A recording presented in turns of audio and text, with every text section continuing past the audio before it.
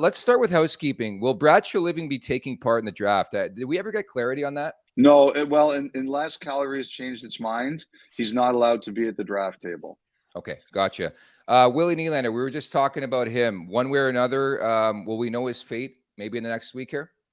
I think so. I'm not convinced Matthews is going to sign by Saturday, Saturday. But I think he is signing, and I think everybody here is fairly confident that he's going to sign. And I think the Leafs have an idea of what the number is going to be. I think that, and I'm thinking it's 4 or 5 years, but I don't know that. That's kind of what I've been thinking. I think they kind of have an idea what it's going to be. Now, Nylander, I think, is more of, as we do this at 10:10 Nashville time on Monday morning, I don't think there's a handle on this one yet. I think they've exchanged numbers. I think they're not close. I think there's work to do here. And, my big question is, what is the Maple Leafs comfort level? Like I said, I think they're going to get Matthews done, even if it's not done by Saturday. My big question is, what is the Leafs comfort level with Nylander? Because as we sit here on Monday morning, I think there's a lot of work to do on this contract. And being where his salary is at right now, what kind of bump, what do you think, what kind of number is he going to be looking at to get it done in Toronto? And what does that do to their situation with the core four? Well, I think, Jay, honestly, he scored 40 goals this year, or, just right at it. Nylander is a crazy player. For 57 minutes, you're like, what the hell's going on out there? And then 3 minutes, he makes incredible plays that win you games.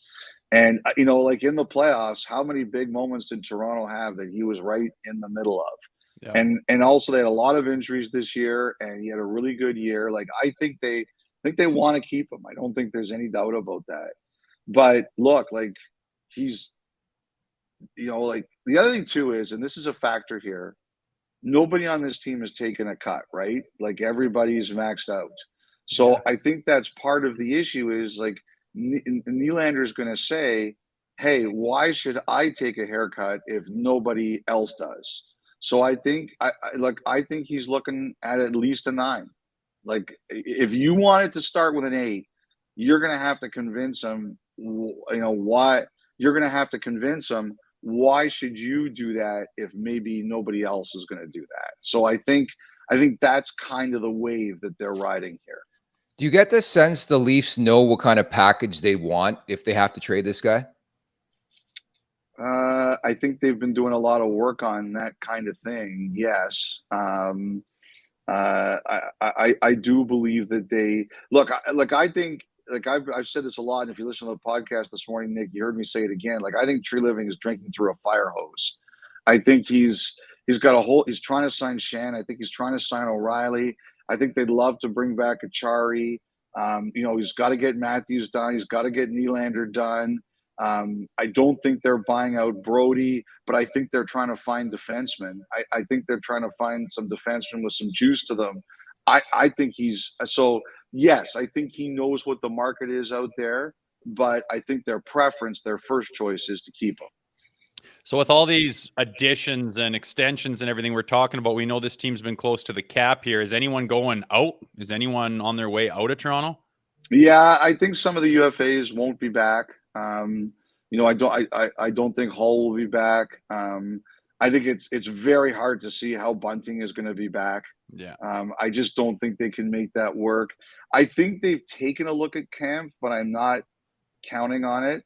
I think the one thing out there is, what is O'Reilly going to get out there? What is O'Reilly's, is somebody out there going to do 4 times 5? And if that's the case, I don't know how Toronto. I think Kerfoot's going to be out too. I don't think I'm looking at your board there. Yeah. I think Kerfoot's going to be out. I think with Samsonov, I think they're happy to bring him back, but I think the question is term. I don't think the Leafs are term crazy about this one. So I think he's an RFA, so they have some control here, but I don't think they want to go big term for Samsonov. So Like, I think that's the thing. Like, what's the sweet spot to keep O'Reilly? So number one to me is Matthews. Number two is Nylander. And then I think you start figuring out what's going on around them. The other thing too, Jay, I really do believe is I think he wants to rework the defense a little bit. Yeah. Like, can he get some bigger body? Look, like we're seeing it right now. Your defensemen can't just be mobile. Your defensemen have to be big, and they have to be mobile. Yeah, and that's the thing I was going to bring up, right? I just think when you look at the body of work for Brad Treliving, specifically in Calgary, like he built from the back end, and that makes me wonder. And on top of that, you look at a team like Calgary, could they make sense as a trade partner? Could Philadelphia make sense as a trade partner? They're going to try to pick up a top 4 defenseman at the very least, no? It's hard. Those are hard to find though. Like that, Yeah. like Hanifin. I'm under the impression that Hanifin wants to play in the U.S., which is fine with me. He's a year away from unrestricted free agency. He's earned the right to make the call as he sees fit.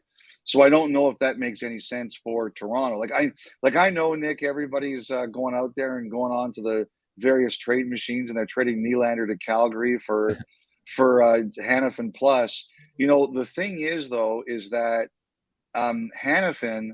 Nylander, if you're Calgary, you're not making that deal unless you know you can sign Nylander or you're flipping him somewhere, right? So I don't even know if that's reasonable. Backlund, we'll see. He talked again yesterday. I read Luke Fox's quotes with him. You know, that's a guy who's looked like he's checking to see what's out there. Lindholm, we don't have clarity on him yet. So but again, if you're Toronto, same deal.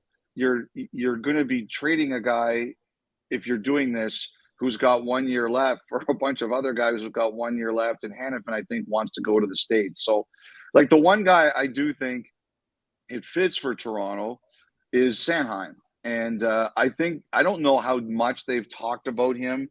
I think Treliving's the kind of guy who calls and just says what's going on.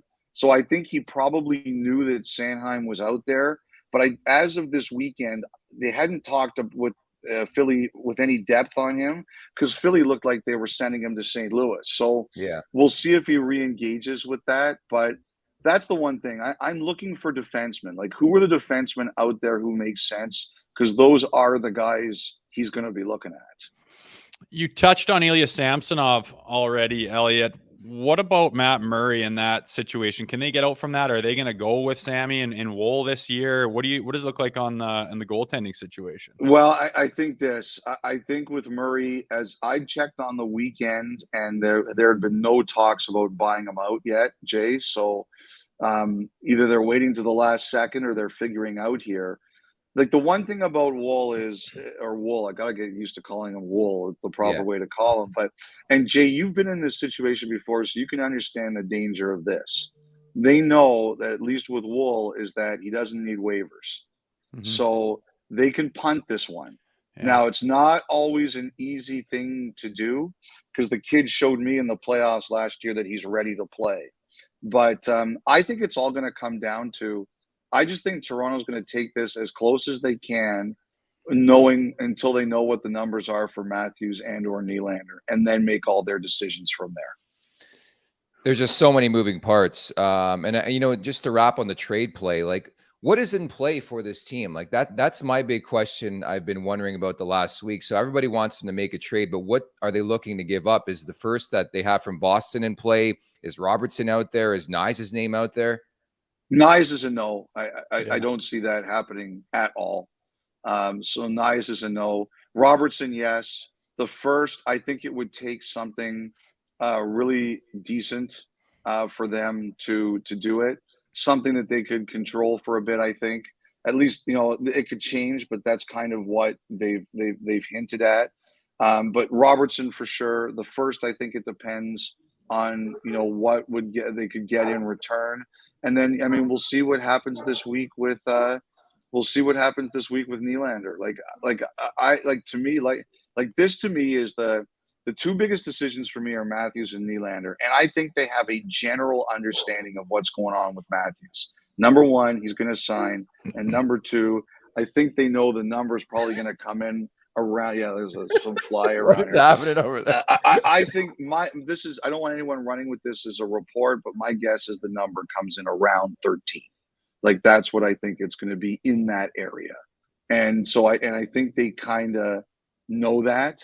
And then so now I think that if Nylander is willing to do 8-5, then I think it gets done. But if he's not, I just don't know. And I don't know that they're, like I said, as of Monday, my sense is they're nowhere close on him. And this week they're really everyone's gonna be here in Nashville. So maybe they'll take him out to Broadway and get him hammered and get him to sign something while he's not thinking properly.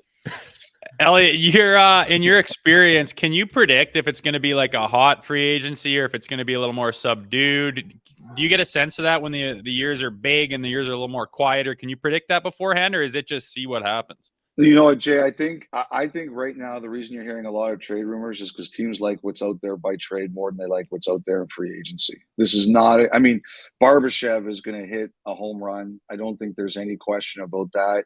You know, Hill I think is coming off the board. It sounds like there's a 2 times 4.9 ish there for Hill in Vegas. You know, I still think the Bruins will do what they can to keep Bertuzzi.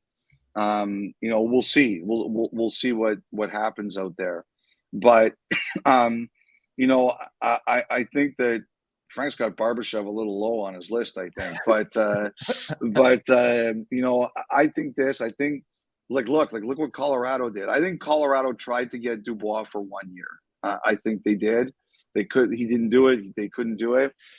Think about it. They traded for Johansson at 2 times 4 over doing anything in free agency. I think that tells you everything you need to know what a lot of these teams think about the free agent market.